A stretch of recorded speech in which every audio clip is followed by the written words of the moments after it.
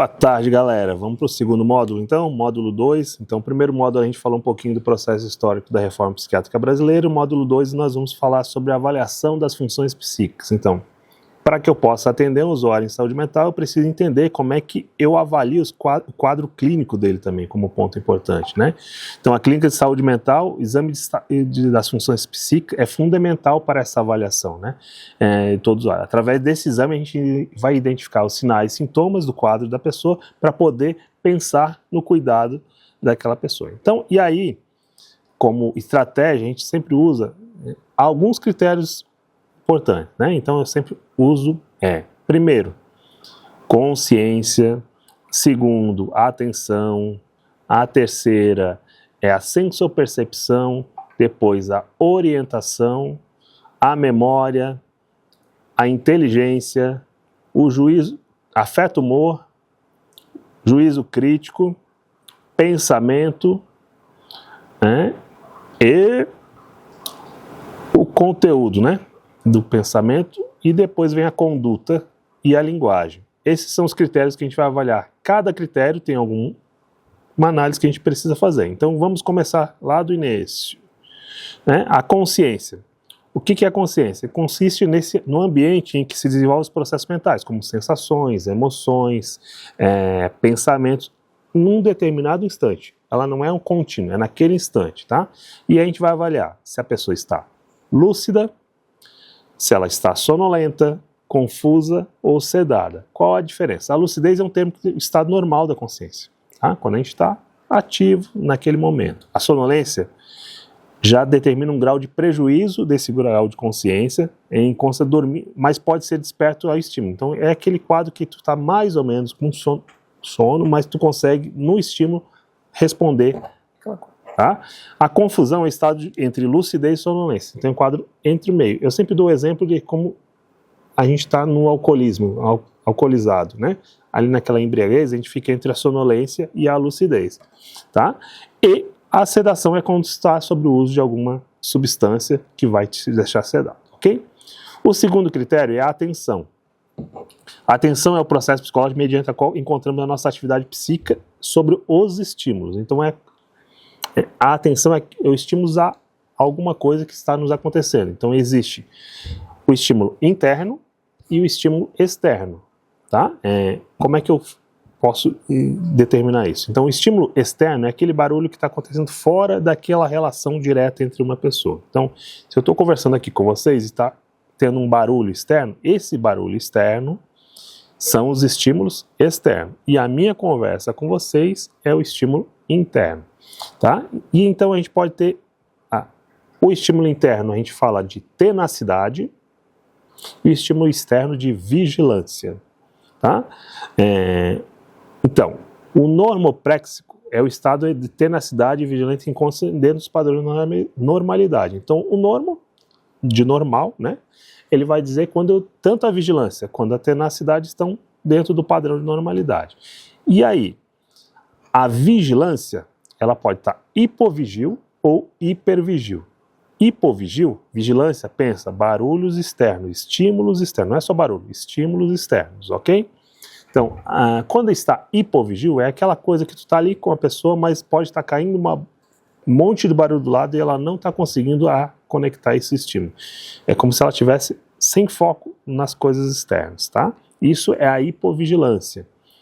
E a hipervigilância é aquela pessoa que está sempre atenta a qualquer barulho. Então qualquer coisa, estímulo que tiver, ela vai se ligar naquele estímulo. Então isso é hipervigilância.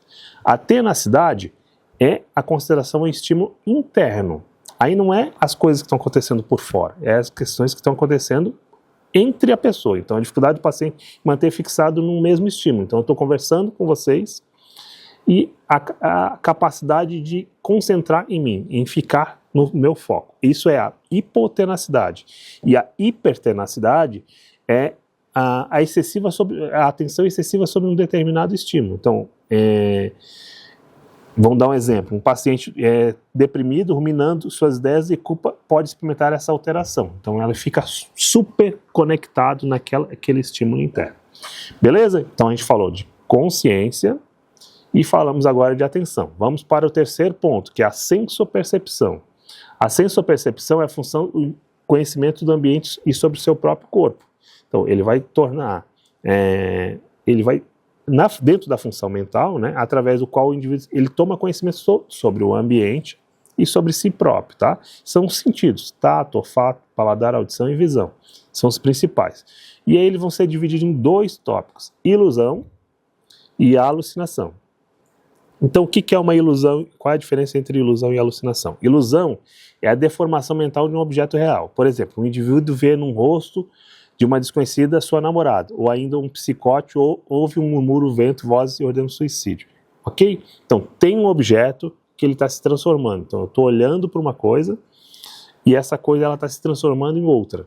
Então, eu estou usando um sentido, que é a visão, para um determinado objeto que ele está se transformando. Mas não é só da visão, ele pode ser de qualquer sentido. Então eu posso sentir um cheiro, estou sentindo um cheiro de um perfume, e esse cheiro de perfume está se tornando um cheiro podre.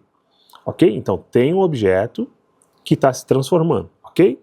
Então isso é ilusão. Sempre que tiver um objeto e ele se transformar em outro, é uma ilusão. Não importa o sentido, tato, olfato, paladar, audição ou visão. Ok?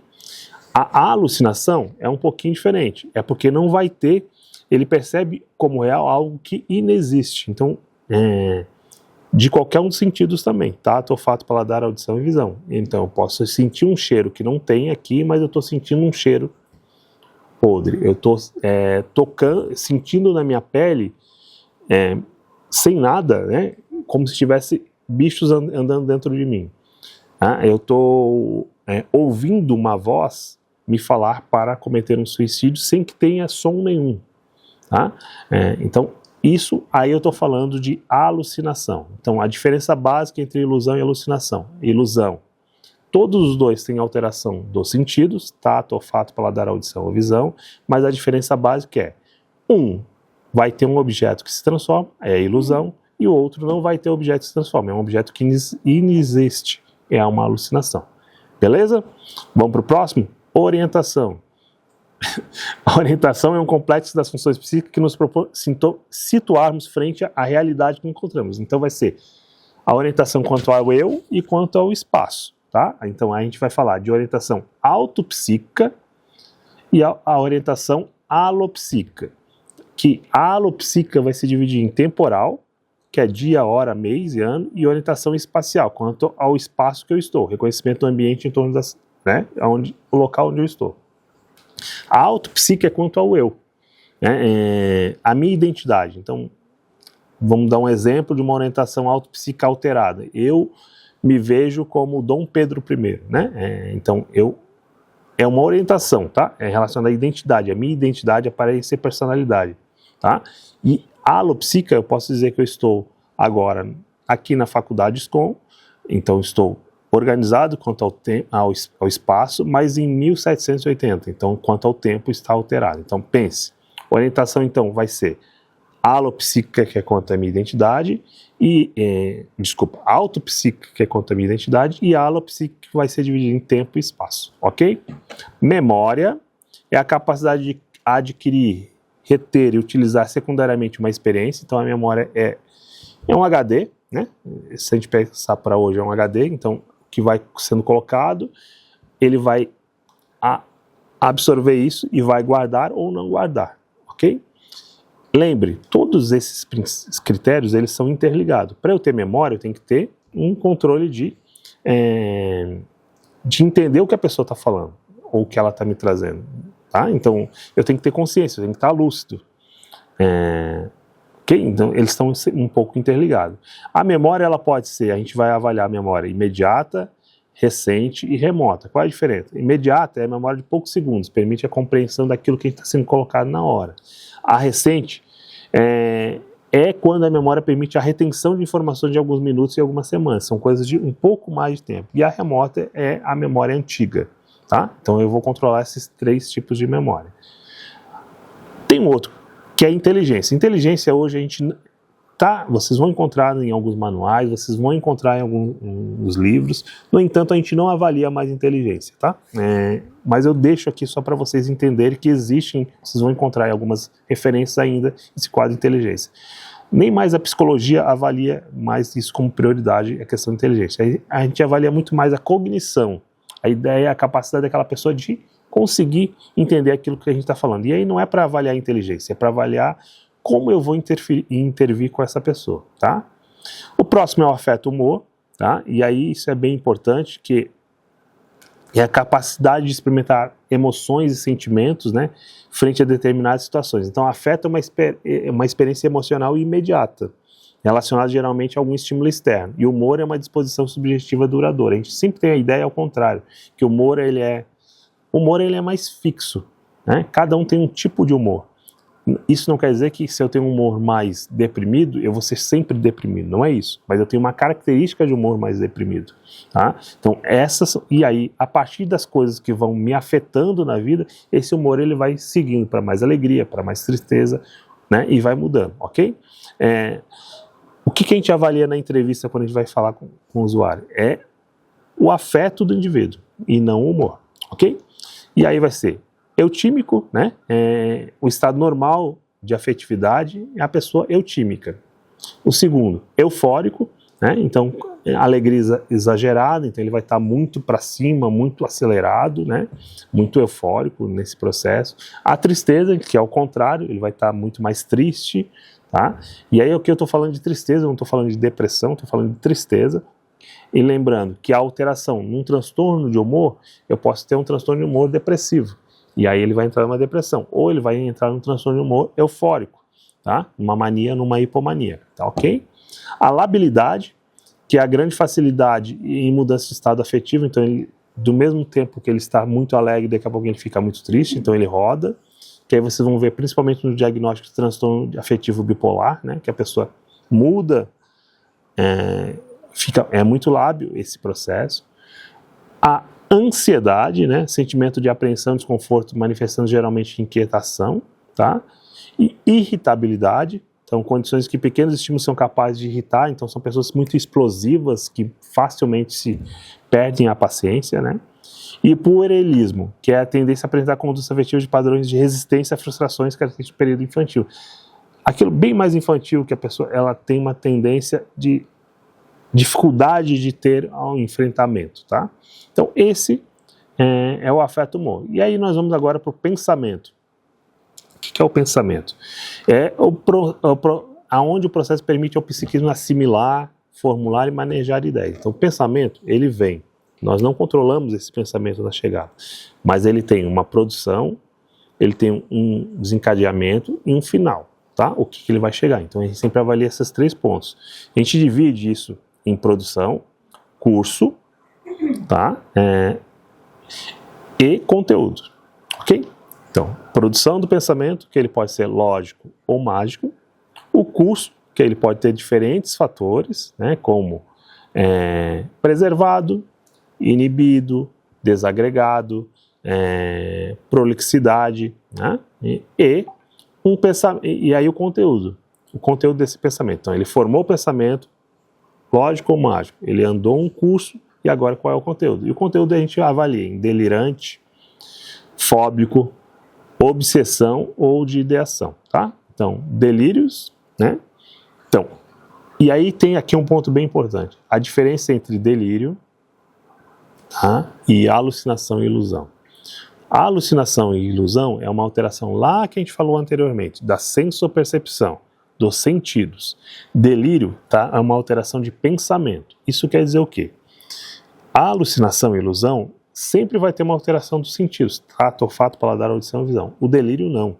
O delírio, eu posso até ter um quadro delirante com alucinação, mas são coisas diferentes. O delírio é uma crença.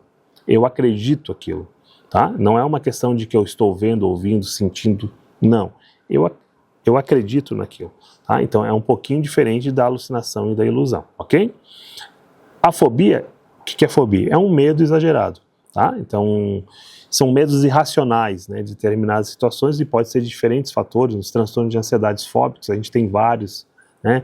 Fobia social, a fobia a algum tipo de animal, a algum tipo de situação, tá? Então, é um medo exagerado. A obsessão são ideias e pensamentos que surgem repentinamente, né?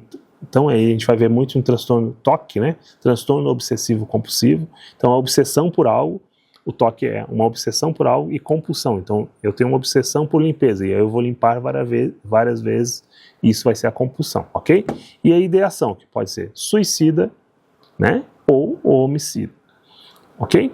O juízo crítico, que é a capacidade do indivíduo dar-se conta de o que está vivendo, né? É a capacidade de ele perceber aquilo que ele está vivendo. Então, às vezes, algumas alterações vão determinar que ele não vai conseguir ter juízo crítico daquilo que ele está vivenciando. Isso é extremamente importante na avaliação ou no quadro, no acompanhamento, porque às vezes a gente fica cobrando que ele cumpra alguma coisa que ele não consegue, porque ele não tem juízo crítico sobre aquela realidade que ele está vivenciando, ok? O próximo ponto é a conduta, né? E a conduta ela pode ser autoagressiva, né? Quando eu me machuco, né? Eu me corto, pode ser heteroagressiva quando eu vou agredir o outro, e isso é um ponto bem importante que eu gosto sempre de deixar claro. Psiquiatria, doença psiquiátrica não está relacionada à violência, não está relacionada à agressão. As situações vão gerar isso, algumas situações podem gerar isso. Então, quando a pessoa está sofrendo e está em extrema ansiedade, dependendo da situação, como as pessoas chegam, elas vão causar um aumento dessa ansiedade por muitas vezes um sistema de defesa, que vai gerar uma violência, às vezes, de agressividade, tá? Bizarra é um outro ponto. Conduta de difícil descrição, depende do julgamento subjetivo, né? É observar frequente paciente muito desorganizado. A regressiva, onde as pessoas elas vão estar em desenvolvimento psíquico muito primitivo, como se voltasse uma fase mais infantilizada. A dramática, né? A sedutora, e assim algumas dos condutas. E o último ponto, que é a linguagem, né? Então a linguagem ela vai ter é um ponto importante também, né? É um sistema de comunicação que inclui partes oral, escrita e gestual. Então ela não é só oral, isso tem que ficar bem marcado: oral, escrita e gestual, tá? E ela pode ser normolálica, que é uma comunicação de acordo com os padrões sociais e culturais. Ela pode ter uma disartria, que é perturbações na fala decorrentes de alguma anormalidade do sistema nervoso, então ela vai ter uma dificuldade nessa fala. A bradilalia, onde a pessoa começa a falar uma velocidade mais lenta, mais lentificado na fala. A taquilalia é ao contrário, né? E ela vai ficar falando muito, muito falante. A verborreia, que é o aumento do volume e do conteúdo das falas. Então ele fala muito alto, a pessoa começa a falar muito alto, né? E aí as últimas são o mutismo, que é a ausência da fala, né? A muscitação, que é o discurso geralmente repetido, que geralmente murmura, né? Então é uma repetição do que ele fala. O solilóquio, que é comportamento de falar sozinho. E a coprolalia, a linguagem caracterizada pelo uso de palavras obscenas e palavrões. Então esses tópicos são as principais características de uma avaliação das funções psíquicas. Para finalizar então esse módulo, importante que vocês tenham claro que todas as características elas se interligam, nada é pontual e só há uma característica de alteração quando aquilo interfere diretamente na vida da pessoa. Então eu posso às vezes ter sintomas de alucinação, eu posso às vezes ter sintomas de pensamentos alterados, mágicos. Isso não quer dizer que eu estou doente. Tá? Agora, quando esses pensamentos, essas características, elas interferem diretamente no meu cotidiano de vida, num agravo, onde vai gerar sofrimento, tá? Aí a gente precisa de acompanhamento. Beleza, gente? Obrigado, finalizando mais um módulo.